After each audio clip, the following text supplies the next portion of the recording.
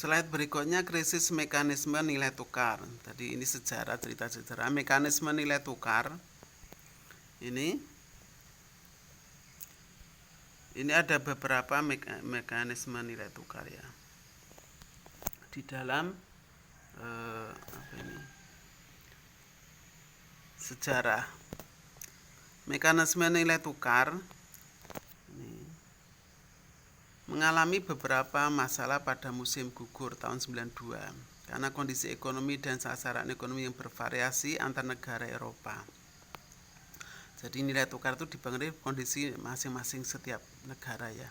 Setiap negara akan berdampak kepada nilai tukarnya di sini. Ini sejarahnya seperti itu. Kebijaksanaan ekonomi suatu negara di negara Eropa yang menganut sistem euro currency tadi, ERM sebelumnya tahun 9 itu akan berdampak pada negara lain di Eropa yang sama-sama menganut sistem tersebut. Akan berdampak. Jadi setiap negara itu punya saling mempengaruhi satu sama lain, saling berdampak. Oleh karena itu tidak ada satu negara yang tidak membutuhkan negara lain. Ini contohnya seseorang, satu keluarga tidak mungkin dia tidak butuh tetangga, tidak butuh orang lain, kecuali dia harus bekerja sama dengan pihak-pihak lain. Ini contohnya seperti itu. Tidak mungkin Indonesia itu misalkan dikatakan sebagai negara yang mandiri, misalkan contohnya. Mandiri berarti bukan tidak butuh negara lain, tidak bisa. Kalau mandiri itu berarti artinya tetap kita ini akan butuh negara lain. Tidak mungkin semua kebutuhan bisa kita tunaikan sendiri, tidak mungkin. Itu suatu hal yang dah rumus. Tidak mungkin seseorang itu dia mau tanam padi sendiri, dia mau cari bumbu sendiri, dia mau tanam sendiri, dia akan usaha sendiri, nggak mungkin. Tetap dia akan lebih baik, dia akan bekerja dengan pihak lain supaya dia lebih makmur. Makmurnya seseorang itu juga karena kerjasama dengan lain. Misalkan negara Indonesia, misalkan dia punya kualitas apa, sumber daya apa yang dia miliki, tetapi ada sumber daya yang tidak dimiliki oleh Indonesia.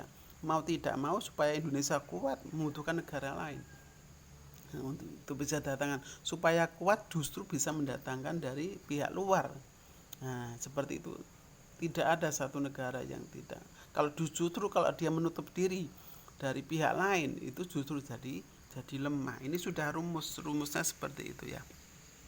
Demikian juga mata uang itu dia akan butuh, setiap negara akan butuh negara-negara yang lain.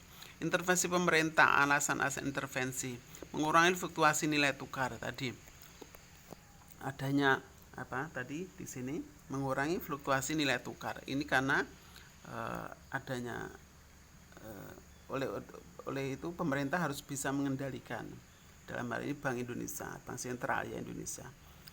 Kemudian yang kedua, membentuk batas-batas implisit nilai tukar, membatasi naik dan turunnya dibatasi antara gitu. Kalau naik sekian persen, turun sekian persen, itu batasan implisitnya. Bereaksi terhadap gangguan-gangguan temporer, adanya peristiwa-peristiwa tertentu, misalnya corona, peristiwa perang, peristiwa musim dan lain sebagainya, terjadi gangguan temporer. Ada krisis-krisis politik di dalam negeri maupun di luar negeri akan berdampak kepada nilai tukarnya. Kemudian intervensi pemerintah, intervensi langsung.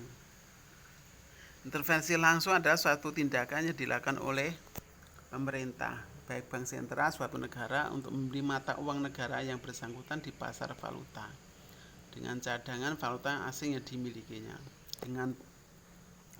Ini intervensi pemerintah. Jadi kalau ada visa cadangan devisa itu berkaitannya adalah untuk mengatur ini, cadangan devisa itu dalam rangka untuk sebagai alat ya, untuk membeli rupiah atau membeli dolar, melepas rupiah atau membeli rupiah yang beredar itu. Ini berkaitan dengan usaha ini, sebenarnya usaha pemerintah di dalam mempengaruhi jumlah uang yang beredar. Nah, kalau uang beredar itu lemah, sedikit, maka cenderung harganya makin mahal. Maka naik dan menurunnya tadi oleh bank sentral tadi berusaha mengendalikan jumlah uang yang beredar, jumlah uang produk dalam negeri yang beredar itu bisa dipengaruhi oleh bank bank sentral dalam ini. Intervensi non steril. Intervensi non steril adalah intervensi yang pada pasar valuta asing tanpa menyelesaikan jumlah uang yang beredar. Tidak steril ya. Tidak langsung mempengaruhi jumlah uang yang beredar di masyarakat. Artinya misalkan dengan tadi menaikkan tingkat suku bunga atau melemahkan tingkat suku bunga dan sebagainya. Berikut investasi steril. Investasi dalam pasar valuta asing yang diikuti dengan langkah lanjutan untuk mempertahankan jumlah uang yang beredar. Kebijakan-kebijakan pemerintah dalam rangka mempengaruhi jumlah uang yang beredar. Berikutnya adalah intervensi tidak langsung.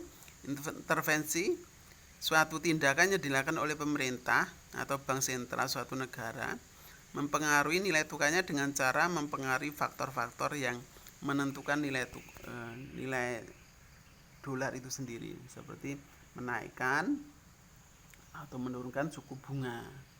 Jadi tidak langsung ini naik dan turunnya tingkat suku bunga dalam negeri seperti itu. Misalkan kalau kita mau meningkatkan nilai tukar rupiah misalnya Indonesia, maka pemerintah Indonesia mengeluarkan obligasi mencari utang dalam bentuk rupiah misalkan, dengan cara apa? Menaikkan tingkat suku bunga.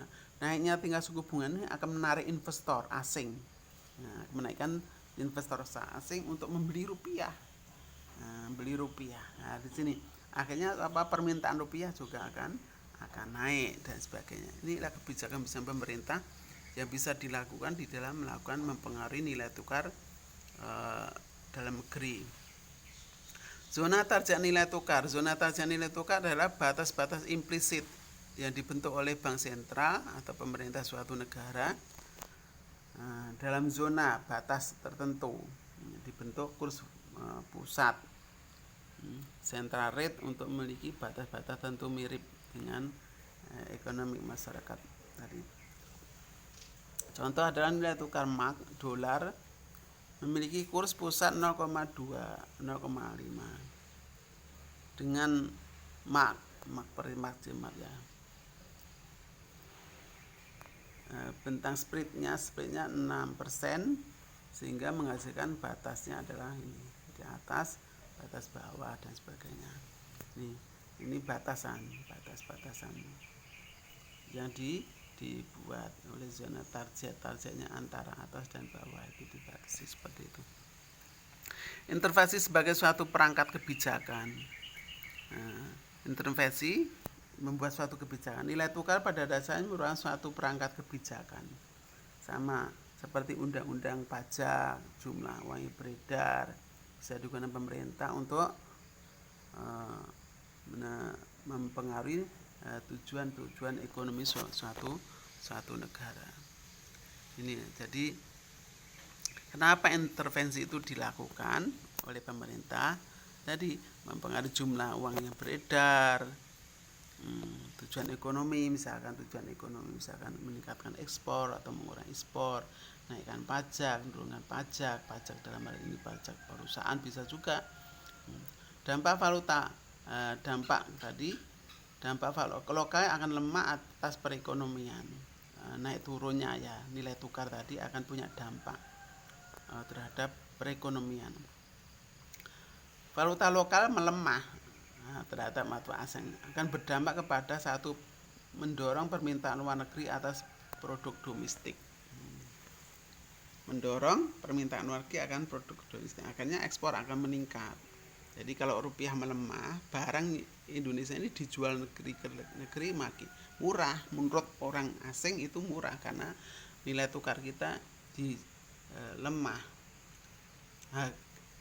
Karena lemah, maka barang Indonesia dijual di luar negeri jadi murah, meningkatnya berdampak ke sana, ekspor meningkat.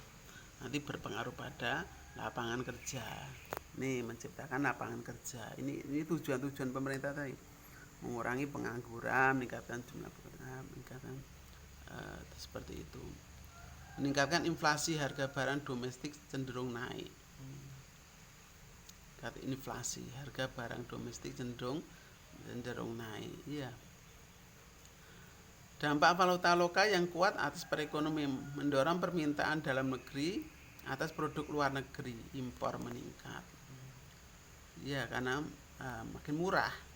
Produk luar negeri makin murah karena kita punya rupiah yang kuat, akhirnya membeli barang luar negeri itu murah seperti itu. Maka cenderungnya impor meningkat. Barang dalam negeri akan ditinggal. Hilangnya lapangan kerja, terjadi PHK. Ini terjadi PHK. Karena barang dalam negeri itu tidak laku, orang cenderung memilih barang impor, maka barang dalam negeri nggak laku, terjadilah PHK. Perusahaan tidak jalan karena tidak mampu bersaing dengan produk luar negeri yang harganya lebih murah. Terjadi PHK. Ini. Menurunnya inflasi, harga barang domestik cenderung turun.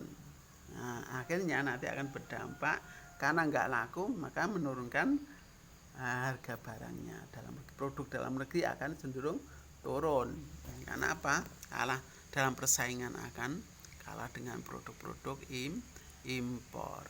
Maka mau tidak mau supaya laku dia produk dalam negeri tadi harus diturunkan.